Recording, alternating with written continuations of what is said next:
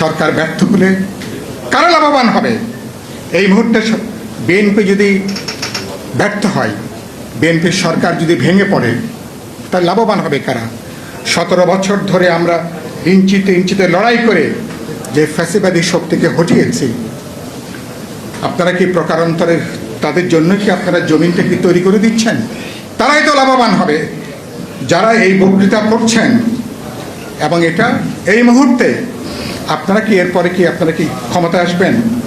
এরপরে আপনাদের নেতৃত্বে কি সরকার গঠন হবে? বাংলাদেশে এই মুহূর্তের কোনো সম্ভাবনা আছে? কোনো সম্ভাবনা নেই। তাহলে এই বক্তৃতা কেন, এই বক্তব্য কেন? তাহলে আপনি পরাজিত ফ্যাসিস্টরা, যিনি ইতিমধ্যে ঘোষণা দিয়েছেন আগামী কমাস পরে তিনি নাকি বাংলাদেশে তিনি এটাকে আসবেন, তাহলে ওই ঘোষণার এই বক্তৃতার সাথে কোনো যোগসাজশ আছে কিনা আমি জানি না। তাহলে এই মুহূর্তে একটা রক্তাক্ত আমাদের একটা বিশাল গণ আন্দোলন, গণসংগ্রাম, গণ অভ্যুত্থান, 17 বছর লড়াই করেছি আমরা একটা ভোটে অধিকারের জন্য। এটা নিয়মতান্ত্রিকভাবে সরকার গঠন হবে এবং বাংলাদেশ সামনের পথে হাঁটবে। তো এখন যে কথা বলতে চাই, এটা একটা আত্মঘাতী একটা রাজনীতি। এই রাজনীতি দেশের মধ্যে সামাজিক নৈরাজ্য, রাজনৈতিক নৈরাজ্যের জন্ম দিতে পারে।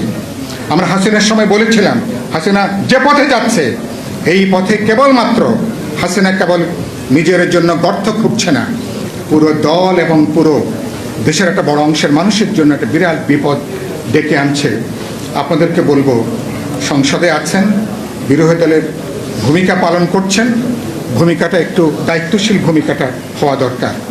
বিএনপির ক্ষেত্রে আমার বক্তব্য হচ্ছে, বিএনপি সামাজিক অর্থনৈতিক ক্ষেত্রে, এখানে সরকারের 2 প্রতিমন্ত্রী ছিলেন, এখন আমাদের প্রিয়ভাজন নূর এখানে আছেন, বিএনপি অর্থনৈতিক সামাজিক ক্ষেত্রে যেটুকু অগ্রগতি করছে, মানুষের মধ্যে যে স্বপ্ন আশাবাদটা জাগিয়ে তুলছে, দুর্ভাগ্যজনকভাবে রাজনৈতিক ক্ষেত্রে বিএনপি সে আশাবাদটা জাগিয়ে তুলতে পারছে না। রাজনৈতিক ক্ষেত্রে বিএনপি সে স্কোরটা ঠিক মতন করতে পারছে না। গোটা মাঠ তারা ছেড়ে দিয়েছেন জামাত এবং তাদের 11 দলীয় জোটের জন্য। এই রাজনীতি যদি চলে, আপনি কেবলমাত্র, এবং বিএনপি দল হিসেবে তার কি ভূমিকা, এটাও আমরা এখন খুব বেশি স্পষ্ট না। সমস্ত কিছু সরকার এখন দেখছি সরকারের উপরে। তো সরকার তো টিকে থাকে একটা রাজনৈতিক দলের সামগ্রিক তৎপরতার ভেতর দিয়ে। আপনারা এই জায়গাগুলো বিএনপি নীতি নির্ধারকদেরকে গুরুত্ব সহকারে বিবেচনা এগুলোকে আনা দরকার। আমি শেষে যে কথা বলবো, সরকার তারা বিরাট একটা হিমালয় সমান একটা প্রত্যাশা আমাদের, দুটো ক্ষেত্রে আমি দেখছি। তারা বিশেষ করে মানুষের জানমালের নিরাপত্তা এখনো সরকার নিশ্চিত করতে পারেনি। গুম, খুন, হত্যা, ধর্ষণ এটা এখনো পর্যন্ত চলছে।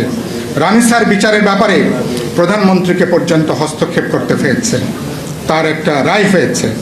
কিন্তু শত শত রানিসা যারা হত্যা ধর্ষণের শিকার হয়েছেন, সেই বিচারগুলোর কি হবে? সেগুলোকে 1 মাসের মধ্যে তার কি চার্জশিট হবে? তার কি বিচারের জায়গাটাকে যাবে? এই প্রশ্ন নাগরিক হিসেবে সবার উত্থাপন করা দরকার।